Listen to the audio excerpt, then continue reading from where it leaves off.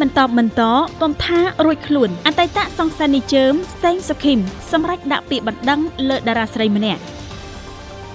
អ្នកមេម៉ាយរូបស្រស់កូនមួយដែលជាអតីតសង្សានីជើមគឺអ្នកនាងសេងសុខីមទីបំផុតបានសម្រេចដាក់ពាក្យបណ្ដឹងតារាចម្រៀងស្រីម្នាក់ដើម្បីទាមទារស្វែងរកយុត្តិធម៌ក្រោយពេលបែកធ្លាយឃ្លីបវីដេអូនៃការជេរបញ្ចោលប្រមាថធ្ងន់ធ្ងរលើកិត្តិយសរបស់នាងជាស្ត្រីដូចគ្នាការដាក់ពាក្យបណ្ដឹងរបស់អ្នកនាងសេងសុខីមនេះបានធ្វើឡើងក្រោយនាងប្រកាសថាកំពុងរងភាពអយុត្តិធម៌ព្រោះនៅសុកស្រាប់តែលេចមុខក្រុមតារាចម្រៀងម្នាក់ដែលគេស្គាល់ថាជាអតីតបេក្ខភាពប្រឡងកម្មវិធីចម្រៀងលំដាប់ថ្នាក់ពិភពលោកគឺកញ្ញាពៅស្រីមាសហៅមាសនីតាជាមួយគ្នានោះអ្នកនាងសេងសុខីមក៏ធ្វើការបង្ហោះភ្ជាប់វីដេអូចែកបញ្ចោលរបស់ក្រុមមាសនីតាខណៈអ្នកគាំទ្រយល់ថាចំនួននេះអាចផ្ដាំចេញពីរឿងស្នេហាត្រីកោណតាមរយៈខ្លឹមសារនៃសំណេរភ្ជាប់វីដេអូខ្លីគ្រាទៅដាក់ពាក្យបណ្ដឹងនេះត្រូវបានអ្នកនាងសេងសុខីមលើកឡើងថាខ្ញុំអត់ចេះជេរសងទេតែខ្ញុំចូលចិត្តធ្វើតាមច្បាប់រឿងជេរដល់ម៉ែខ្ញុំទាំងអត់ដឹងរឿងអីសោះ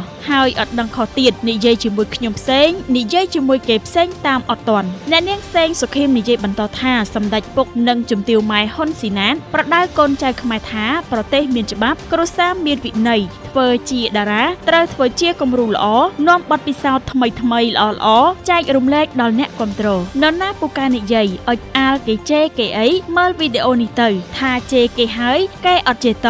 មិនគេស្លូតមិនដឹងអីទេតែគេចង់ឲ្យអ្នករៀននិយាយសារជាថ្មីត្រូវរៀនគិតមុននិយាយមិនមែនខុសហើយគ្រាន់តែសុំទោសហើយក៏ចប់រឿងទេវប្បធម៌ចេះសុំទោសសម្រាប់អ្នកដែលខុសហើយចេះកែ